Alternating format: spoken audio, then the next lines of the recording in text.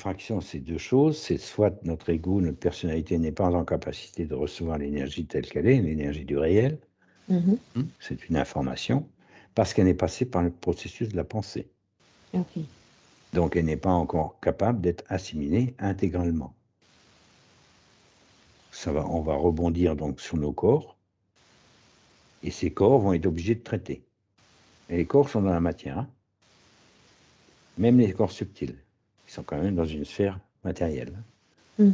Donc, la matière, c'est le yang, hein. Ce n'est pas le champ quantique informationnel qui, lui, est yin.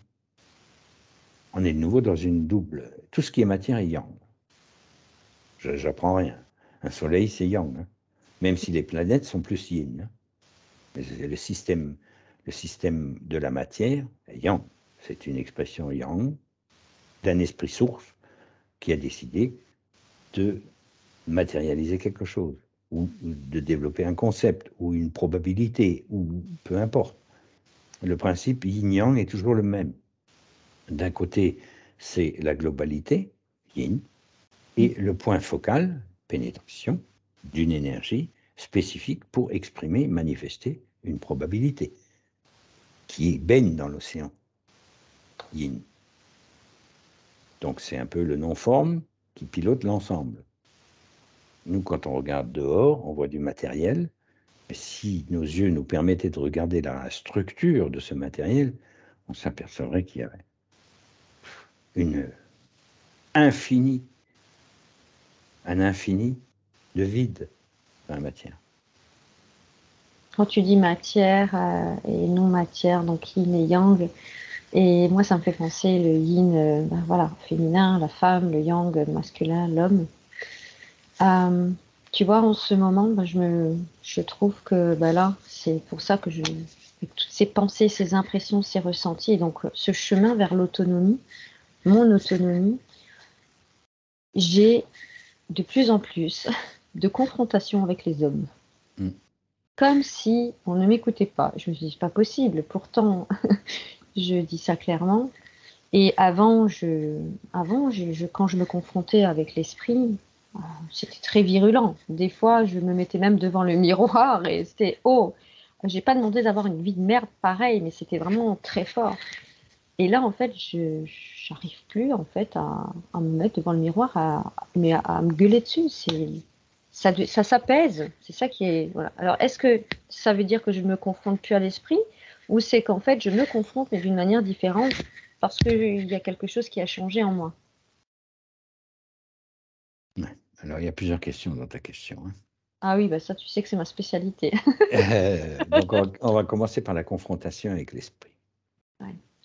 La confrontation avec l'esprit, c'est la part de l'esprit qui est déjà en nous, qui a réussi à percer, donc qui réussit à percer du mental spiralant vers le mental cognitif, cette partie qui va amener le feu de l'esprit. Donc le feu de l'esprit, soit il nous brûle, soit on le renvoie. Et ça dépend du processus de chacun. D'accord? Donc des corps qui sont inflammés, etc., ça peut être l'expression d'un esprit qui tente de descendre dans la matière, dans un corps physique incarné, qui s'incarne, quoi, une conscience qui est à ce stade d'évolution, et du coup, elle demande la confrontation. Pourquoi elle demande la confrontation? Pour la bonne et simple raison, c'est que nous ne devons nous laisser chevaucher par rien du tout, pas même par notre esprit.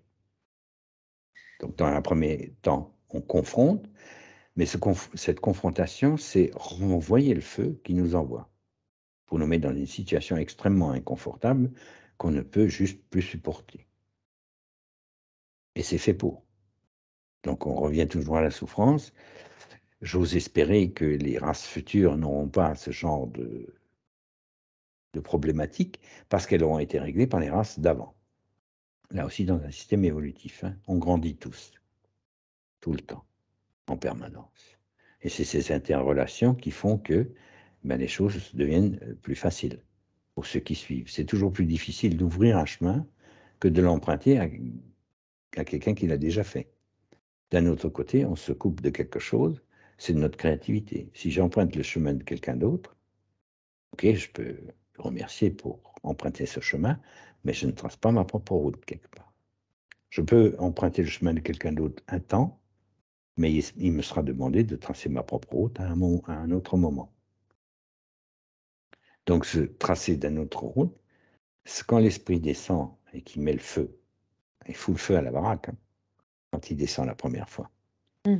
Mais en fait, qu'est-ce qui a appelé? En fait, c'est la part d'esprit de nous qui a appelé le reste pour que l'esprit puisse intégrer la matière, ou du moins qu'il puisse faire l'expérimentation de la matière en brûlant les mémoires.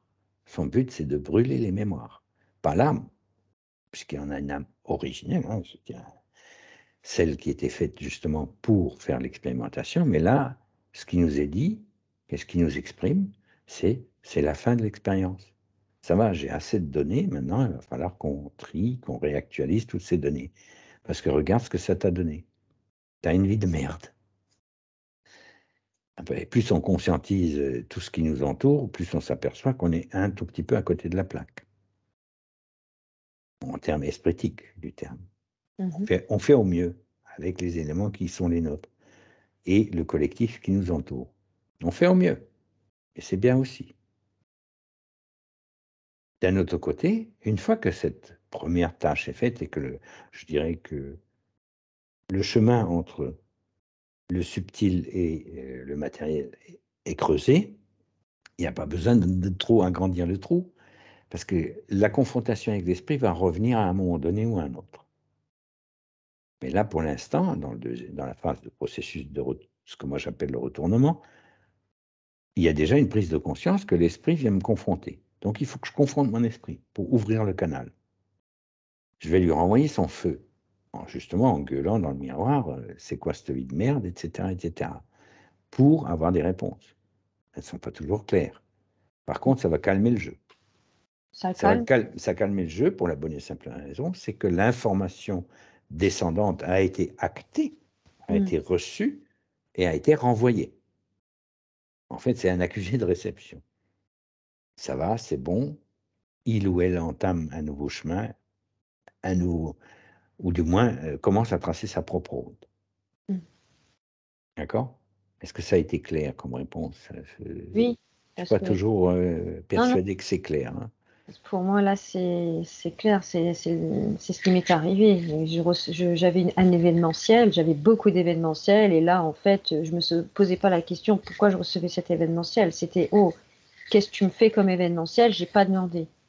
Ça c'était et ce qu'il y a c'est que maintenant je reçois toujours de l'événementiel, sauf que mon processus n'est plus le même. Je vais plus lui dire oh merde je veux plus cet événementiel. Je lui dis mais pourquoi tu m'envoies pas la réponse clairement? Parce que là, tu deviens chiant, tu me fatigues, c'est chiant. Et ce qu'il y a, c'est que eh ben, ça me fait des fois des pertes de mémoire. Il y a des moments où je ne sais même plus où. Bon, les clés, ça a toujours été un mystère avec moi, mais là, ça devient des fois très compliqué. Je sais même plus la date du jour. Et je me brûle des fois, je me dis, c'est pas possible, qu'est-ce qui se passe? Et j'ai des bugs. J'ai des bugs, mais j'ai toujours ces événementiels. Oui. Alors Et les bugs, c'est, je dirais, ce sont les remous. Les bugs de mémoire, etc., tu pourras demander à n'importe qui est dans le processus. Il est, il est passé ou il va passer dans ce genre de choses, dans ce genre de perte de mémoire, etc. Pourquoi? Ben parce que ça commence à faire de la place. L'esprit, quand il prend la place, il sait rien faire, soyons clairs, dans la matière. L'esprit descend, si tu restes pas centrique, si je suis pas centrique, mais qu'est-ce qui va m'arriver? Ben, je vais me couper pendant que je fais mes carottes. Parce que je suis pas ce que je fais. L'esprit, lui, il vit au moment présent. Donc il est en bisbille avec notre façon de voir le monde, de fonctionner dans ce monde matériel, qui est de toujours planifier, voir 15 000 choses en même temps, surtout chez les femmes. Un homme oui, va être un peu plus centrique de par sa nature même, mais d'un autre côté, il ne voit pas le global non plus. Donc, je dirais qu'il y a des avantages à avoir un corps masculin, il y a des avantages à avoir un corps féminin, mais il y a aussi des inconvénients. oui. D'accord? Le but de la sixième, c'est d'équilibrer suffisamment toutes nos perceptions, d'aligner notre mental perceptif à notre mental spiralant, de façon à ce que ce corps mental prenne en charge non seulement l'esprit, mais également la matière. Mais cette fois-ci, plus dans le sens expérimental de la matière, puisqu'il est censé maîtriser la matière. Il en a assez expérimenté de la matière. Il sait que s'il va faire telle chose ou telle chose, il va avoir tel résultat ou tel résultat.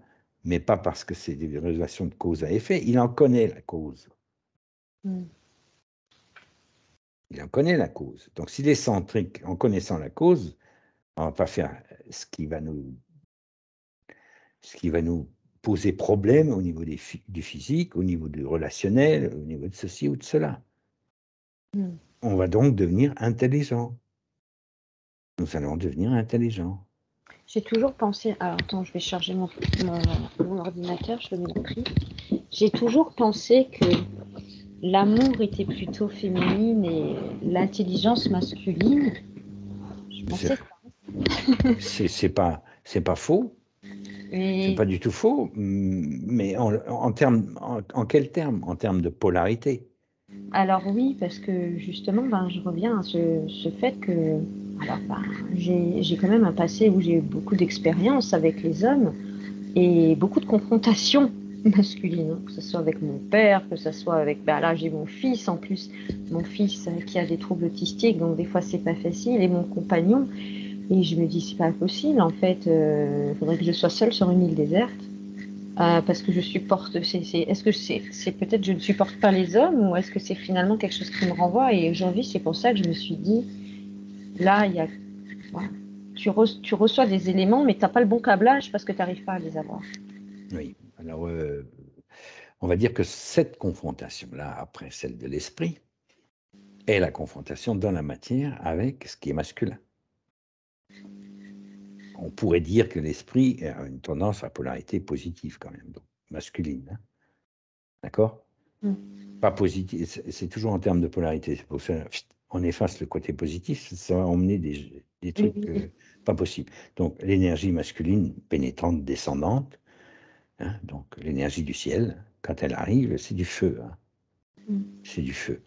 Et elle arrive dans une structure d'accueil. Une structure d'accueil, par définition, c'est je suis ouvert, je suis ouvert à tout. Alors, c'est un principe.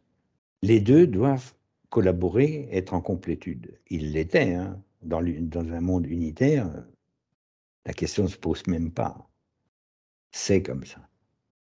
Le masculin n'est pas séparé du féminin, la polarité positive n'est pas séparée de la polarité négative, hein. C'est une seule et même énergie qui intercommunique en permanence et qui s'envoie de l'information en permanence. OK? Mhm. Et sur tous les plans.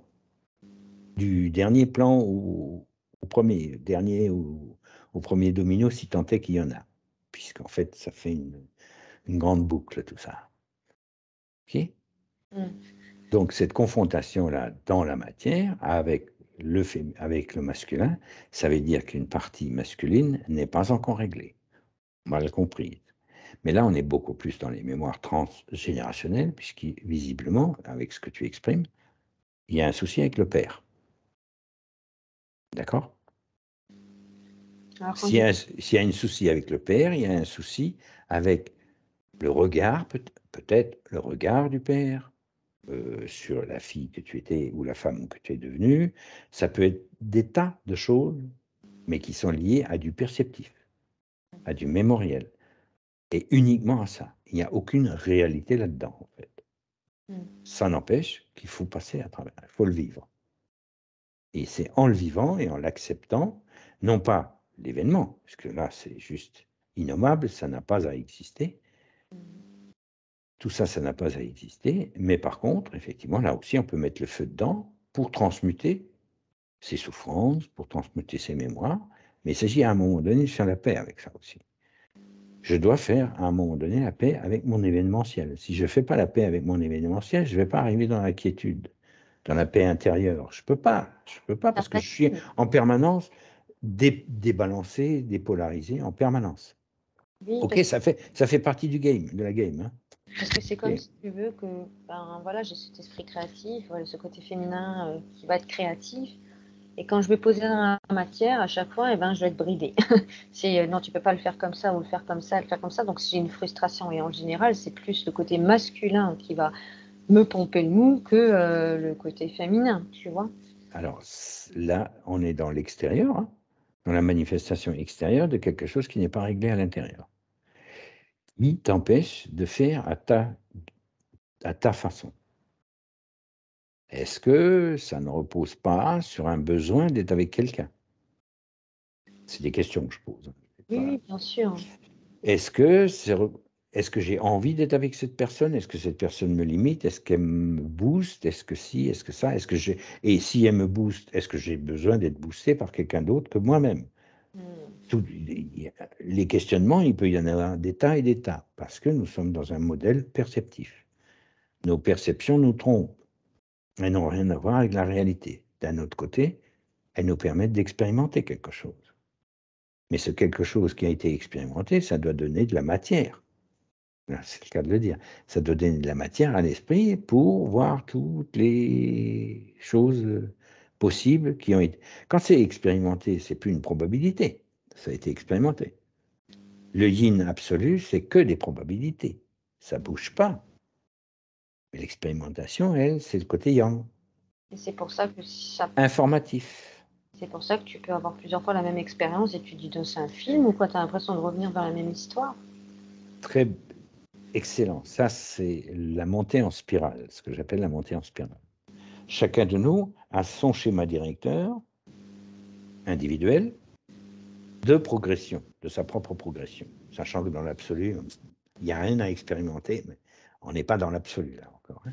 Là, il s'agit effectivement de passer, dans une compréhension de qu'est-ce que va être la sixième race et pourquoi ça confronte avec la cinquième. D'accord? Ils ne sont pas séparés, hein. C'est que tout simplement, c'est des modèles de pensée qui vont être différents, des structures de pensée qui vont être différentes. Des structures Ensuite, on on transmute et on passe un peu sur un côté un peu plus féminin, un peu plus dans l'accueil de l'autre, hein, d'accord? Il y a eu toute la phase, d'involution qui est arrivée jusqu'à l'individualisation. Maintenant, les individus doivent de nouveau coopérer, apprendre à coopérer. La phase l'un n'allait pas sans l'autre. Il y a quelque part, tout ça est lié, hein. Là, on parle dans un espace-temps qui est bien tangible, mais quelque part dans l'absolu, ça n'a aucun sens. Donc, il faut, à la limite, à un moment donné, on lui donne du sens pour poursuivre le chemin, l'expérimentation, ou mettre fin à l'expérimentation parce que le processus a été intégré. Chacun se situera dans la grille de jugement là où il a à se situer. Et chacun de nous progresse et évolue en permanence. D'accord? Donc le côté un peu plus accueil, de la sixième race va avoir un côté beaucoup plus féminin, beaucoup plus intimiste, beaucoup plus créatif aussi, mais dans le bon sens du terme. Sachant que le créatif, lorsqu'on le met dans la matière, lorsqu'on met le créatif dans la matière, c'est un côté yang. Je mmh, matérialise une idée, un concept qui lui est féminin, qui a déjà envisagé toutes les probabilités, toutes les possibilités, et cetera. Même si c'est pas conscientisé, mais au moment où je me mets en action, je mets du yang dedans. Donc quand je me mets en action, je ne suis plus dans la procrastination, je suis dans quelque chose d'extrêmement focus. Donc c'est très yang, hein. Je vais mettre dans la matière une idée, un concept ou des choses que j'ai captées de ci, de là. Ça, c'était mon processus créatif mmh.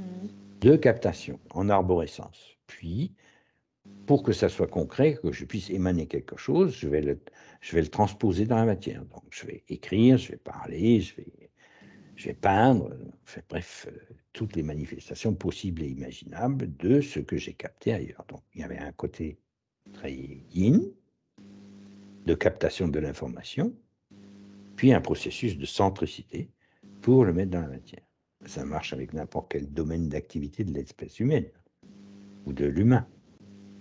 Chaque individu, à un moment donné, passe en phase créative manifestée. Ce qu'il y a, c'est que tu peux des fois même te sentir après, ben, tu en as marre d'être créatif parce que tu fais des choses et en face Ah, de toi, tu as l'impression d'avoir des bunkers, hein. Et bon là, je parle vraiment en cas général, hein. oui, J'ai des patients des fois aussi qui viennent et qui me disent: «J'ai l'impression de plus avancer». oui. Alors, l'impression de plus avancer, comme tu le dis très justement, c'est une impression. Nous avançons tous et tout le temps. C'est une impression. Mais cette impression, c'est un peu... J'aime le comparer à lorsque j'ai fait un long trajet ou lorsque j'ai parcouru un long chemin. À un moment donné, j'ai besoin de me poser aussi. Tous mes corps ont besoin, à un moment donné, d'un moment de repos, hein, un moment d'intégration. C'est pas que j'avance pas, mais c'est que ce moment est là pour justement synthétiser tout le chemin parcouru ou tout simplement parce que je suis fatigué. Mais je suis pas fatigué du voyage. Mon corps ou mes corps vont dire bon, ben maintenant, stop, je prends plus d'informations, je prends plus ci, parce que là, je vais déjà traiter ce que tu m'as donné. Et l'esprit aussi, en fait, contribue alors à des fois, comment dire, boycotter, en disant non, maintenant tu intègres ça et tu n'as plus d'autres choses. Et, est-ce que ce serait pas alors finalement on a des symptômes? C'est quand on a, comme on dit, l'homme supramental ne pense plus. Hein? Donc, est-ce qu'il y a des symptômes finalement? Parce qu'il y a peut-être d'autres gens qui sont comme moi et qui se disent pas en ce moment, voilà, j'ai fait plein de processus, j'ai reçu des instructions et là, voilà, la nuit, c'est rock'n'roll. Quand le matin, je me lève, j'ai l'impression d'être une météorite en fusion parce qu'on est brûlant et on bug, voilà. J'aurais tendance à dire que quand je serai dans le supramental, je te répondrai. Lorsque je ne penserai plus. Le premier retournement m'a permis de ne pas avoir toutes les pensées qui venaient boycotter, m'embrouiller le cerveau, 36 000 pensées par jour ou 64 000 selon les spécialistes, pour passer à une dizaine ou une vingtaine de pensées. Là, on peut déjà beaucoup mieux faire le tri, qu'est-ce qui est à nous et qu'est-ce qui n'est pas à nous et qu'est-ce qui est de la suggestion. Puis arrive une phase où il y a plus de pensées à nouveau, on a l'impression de regresser. Oui. Il y a de nouveau plus de pensées, mais ce sont des pensées qui sont plus subtiles. Donc là, il s'agit de savoir si la pensée subtile qui me fait me projeter des choses, etc., est à moi, et que mon esprit me montre ma voie optimale, ou est-ce que c'est plutôt des suggestions pour essayer de me distraire encore une fois de la centricité que je dois avoir en permanence si je veux absorber ma propre lumière. C'est subtil. On est plus dans le luciférien. Avant, on était dans le satanique où des milliards de pensées qui m'assaillent sans arrêt. Le premier retournement, c'est se débarrasser de ça. Le deuxième retournement, ça va être faire le tri dans les pensées. Les quelques pensées qui restent encore. Quand je dis quelques pensées, c'est par rapport à ce qu'il y avait avant. Oui, c'est C'est sûr. vraiment ridicule, je veux dire. Mais après, on le Parce que, voit quand on est conscient, c'est-à-dire, quand on est conscient, mais quand on est réveillé, on est plus centré que quand on va dormir. Parce que des bien fois, quand sûr, on dort, bien bon, sûr, bien sûr, on ça, fait nos protocoles avant ou après, mais effectivement, il y a encore des choses qu'on a du mal à maîtriser. Et c'est là qu'on voit qu'il y a des choses bizarres qui nous arrivent pendant notre sommeil. ben voilà. Et comme tu dis très justement, si je ne maîtrise pas la forme, je ne peux pas la déstructurer. La maîtrise vient du fait, quelqu'un qui est maître de quelque chose, celui-là est en capacité de le déstructurer. Si je ne suis pas en capacité de déstructurer une forme, ça peut être une forme pensée, ça peut être beaucoup quand je dis la forme, c'est un terme générique, hein. C'est tout ce qui a trait à la matière ou à mes perceptions, qu'elles soient subtiles ou pas. Donc C'est de si, la forme. donc, si Oui. maintenant tu es devant quelqu'un et qu'il y a des choses qui se passent, toi, restant centrique, mais vraiment, tu ne mouftes pas de rien du tout. Donc là, c'est comme si tu es en capacité de maîtriser la forme, c'est ça? Oui, alors ça, c'est une maîtrise de la forme, je dirais, qui n'émane rien, hein. C'est je suis centrique, je m'occupe de rien, il y a qu'à laisser faire. OK, ça peut être une forme comme une autre, mais ça devient de nouveau une forme. Tandis que si je suis en interaction et que je rentre dans l'onde de l'autre, mais que je ne me laisse pas absorber par son onde, ne me laisse Mm. pas absorber par sa forme, je peux émaner qui je suis. Et là, je ne vais pas donner de forme. Je vais laisser l'énergie transpirer littéralement, et c'est ma propre hiérarchie qui va me dire fais ci, fais ça, dis ceci ou tais-toi. retire-toi, va boire un verre ailleurs ou ne reste pas ici. Il y a toutes les possibilités qui peuvent, mais comme tu disais tout à l'heure, le supramental, lui, il réfléchit pas, il pense pas, il fait instantanément. Parce qu'il sait quelles vont être les conséquences à long terme du fait de lui avoir parlé, de ne pas lui avoir parlé, de ci, de là, et va choisir à chaque fois l'action ou la non-action optimale. Et là, on ne sera pas dans le doute de soi, parce que des fois, tu On ne sais, peut il nous pas arrive être dans le doute. Là, tu ne peux des- plus être dans le doute. Donc, effectivement, le doute, c'est très bien. Tu voulais en parler du doute. Oui, C'est très bien parce que ça nous donne la mesure de ce qu'on n'est pas encore. oui. Parce que tu vois, des fois, ben, je suis là, et il n'y a pas longtemps, ben, je me suis dit, waouh, mais est-ce que tu es vraiment en train de faire entre la cinquième et la sixième? Mais non, ça doit être des conneries. Donc, j'ai commencé à avoir plein de doutes en moi. Et je me suis dit, à partir du moment où on doute, est-ce que c'est pas une faille? Parce que finalement, en fait, si on sait qui on est, on n'a pas de doute. Et si Mais, on dit mais, quelque chose, si maintenant, par exemple, on dit quelque chose à quelqu'un, eh ben, on va pas se dire merde, j'aurais peut-être pas dû lui dire ça, j'aurais pas dû prendre des pincettes, tu vois, tous ces schémas. Donc finalement, le doute, te met du doute. alors, oui, très justement. Le doute va mettre en vibration la structure mentale qui, elle, va rembrayer sur le système émotionnel. C'est pour ça. Logiquement, bon, ça ne devrait pas te toucher le robinet parce que tu sais que ce que tu as fait, quand bien même la personne a été déstabilisée, par exemple, ça, on va prendre un exemple, si la personne a été déstabilisée, toi, tu n'as pas de doute parce que tu as fait ce que tu devais faire, pas ce que tu avais envie de faire. Mais c'est Parce que quelques jours ton, après. parce que ton corps de désir voulait, parce qu'il a besoin de reconnaissance, parce qu'il a besoin de s'intégrer dans la société, parce que si, parce que là, parce que tout un tas de blablabla. Là, s'il n'y a pas de doute suite à une action ou une non-action, hein, parce que je peux très bien dire, bon, je m'en occupe pas, et après, me vient le doute en disant, wow, tiens, j'aurais peut-être dû faire quelque chose. Ça marche dans les deux sens. Lorsqu'il n'y a pas de doute, ça veut dire que c'est pas le mental cognitif qui pilotait, là. Après, on peut toujours revenir dessus. Mais Mm. lorsqu'il n'y a pas eu de pensée, lorsque l'action a été pure, juste, et elle est ce qu'elle est, ou la non-action, qui était juste aussi à faire, il n'y a pas derrière d'interrogation. Là, on commence à flirter avec le supramental. Mm. Si on commence à flirter avec le supramental. C'est intéressant parce que tu vois, hein, j'ai eu un exemple où j'ai donné un soin à quelqu'un et il y a eu quelque chose de formidable qui s'est passé et je lui ai vraiment dit, c'est pas moi, j'ai rien fait, je t'ai juste accompagné, mais vraiment rien. Et c'est seulement quelques jours après où d'un seul coup j'ai eu une fraction de seconde et je me suis dit, oh non, mais attends, quand même, mais juste une fraction de seconde de doute. Et c'est là que je me dis, mais est-ce que ça ne devient pas plus subtil parce que ça demande une conscience vraiment, même plus à 100%, mais à 200%. Alors, je ne sais pas s'il y a du 200%, ça existe. Je sais pas, mais 100, bon. 100%, c'est déjà pas mal, hein. C'est déjà pas mal, mais effectivement, il, il reste je dirais des phrases, des fréquences qui n'ont pas encore été visitées. Mais tant qu'elles n'ont pas été visitées, qu'on ne sait pas qui nous sommes réellement, tant que je ne sais pas qui je suis réellement, est-ce que je suis? Je sais que je suis ça déjà, mais j'ai pas conscience de qui je suis. J'ai pas intégralement conscience de qui je suis. Si j'avais intégralement conscience de qui je suis, c'est un maître descendant, Hmm. sans karma, sans rien. D'accord?